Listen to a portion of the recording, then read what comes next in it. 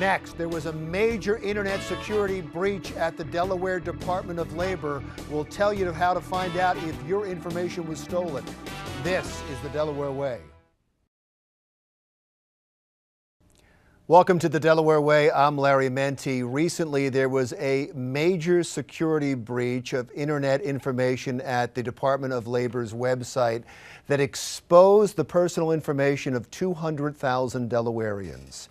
The good news is the Department of Labor has been proactive in trying to let everybody know about it. And as proof of that, Stacey Lang, the director of the Division of Employment and Training at the Department of Labor, is here to speak about the breach. Thank you so much for being here. I would imagine this is a rough time for you. No, thank you for having us. I want to take it as an opportunity to make sure that we let as many individuals know about this. Although we've had emails sent out, we've sent out hard letters, we put information on our website, anything we can do to notify people so they can take the steps to secure their identity. When did this happen?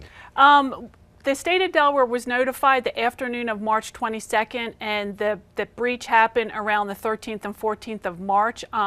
When the vendor when the vendor first saw suspicious activity, they were right on it right away, and they hired a company to do a forensic analysis. For the next several days, they thought the breach just happened in 3 states, and then the afternoon of March 22nd, we found out that in fact all 10 states that use this product had been breached, including the state of Delaware, unfortunately. And what exactly happened? What information did they get?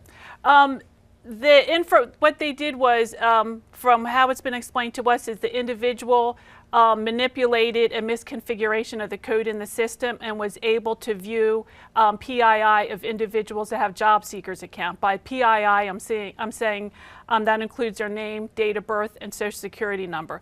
So although we don't know if anything's been done with this information, we don't know if it was exported, we just know it was viewed. So we're being as proactive as we can to make sure individuals can secure their information. But the social security information of over 200,000 Delawareans, that's a major theft. Yeah. In this state that you're trying now to deal with. Yeah. Before we get to what you can do for all those people, which I'm sure everybody is interested in, have they been able to find out who did this?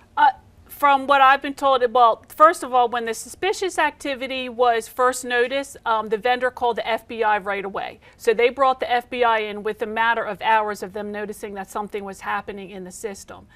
So the FBI, it does have an open investigation. From what I know, there's at least 2 agents that are working on this. I'm not sure if it's full-time or with their other caseloads, but they are actively working the case. I mean, I'm hopeful, but right now my priority is to make sure the system's as secure as possible, notifying the individuals and have confidence. I get that's not your job, but there is a race against time on that. When you have people's social security accounts, you don't want them to use them or sell them. You want to try to get that back as quickly as you possibly can. So I know it's your hope that the FBI is expedient in doing this, but so many times this happens. I mean, you're not the first one to get hit, and so many times this happens, as we know now in the news.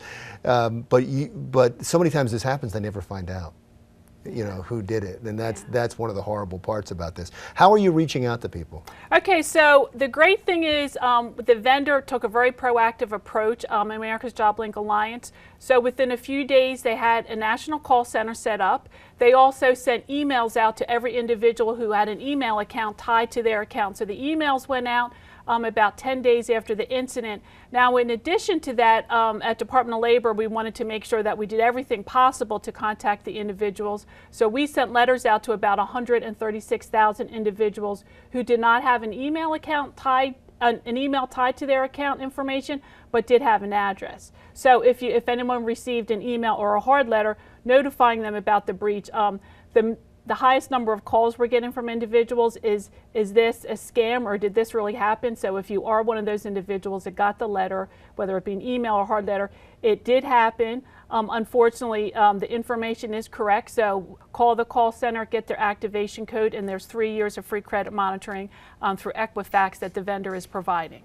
Is that enough for the people that, I mean, getting 3 years of credit monitoring? And there's also up to $25,000 of credit theft insurance for identity theft insurance. So now another good thing is what we did at Department of Labor was we gathered a lot of information that we learned as far as how you can protect yourself against identity theft. So we've also put that on Delaware JobLink under the resources tab. There's a whole slew of resources that talk about a freeze in your account or a flag on your account or how individuals can obtain free copies of their credit report. And what you're talking about is important because now that people have their Social Security numbers out there, what they have to do is be vigilant and always monitoring to make sure that's not being used for something else. And the information you're giving them will do that? Yes. And also recommendations are whether you were, like I said, whether you're affected by the breach or not. A big thing that the experts say is to look at all of your credit card statements and bank account statements for any types of abnormalities. Even a small charge that doesn't seem right sometimes is an indication of something to come. So just be vigilant about looking at your information when you get it in the mail. If you're someone that doesn't get hard copies of your credit card statements, go online and just review them carefully and make sure you did make all those charges. Are you pretty confident at this point that you've notified everybody affected? We're currently in the process of getting back those email accounts that bounced back that the vendor sent out, and we plan to send hard letters out to probably about 25 or 30,000 more individuals. And you have a hotline set up, right? Yes. The national call center number is 844-469-3939. Who would be affected? I mean, there's people at home now going, oh my God, was my information stolen?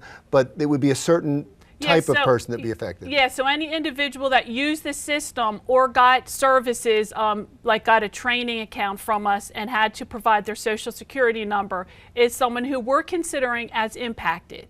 Right now, nothing has, come up to say that the information has been misused, but we're just trying to be as careful and as proactive as possible. If they're not sure if they're in the system, they can call one of our local offices, or else they can go in JobLink, try to create an account, put their Social Security number in, and they'll let them know if it's in there already. So this vendor that you have was working for 10 states. This wasn't specifically the Department of Labor that was running this site. Right. It was a vendor that had 10 states, which is very important. Yeah, it's a consortium. Yeah, it's a large consortium. It's actually about 15 states, and 10 states use the JobLink product. So this company provides all sorts of workforce solutions for individuals who do similar work like we do in Delaware. They've been around for 50 years. This is the first time they've had any type of a breach like this. Are you still using them?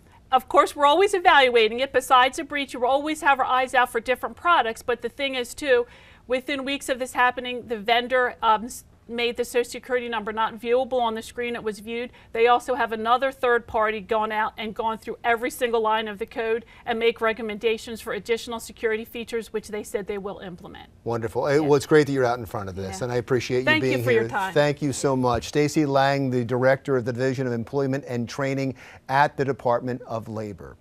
We're coming right back.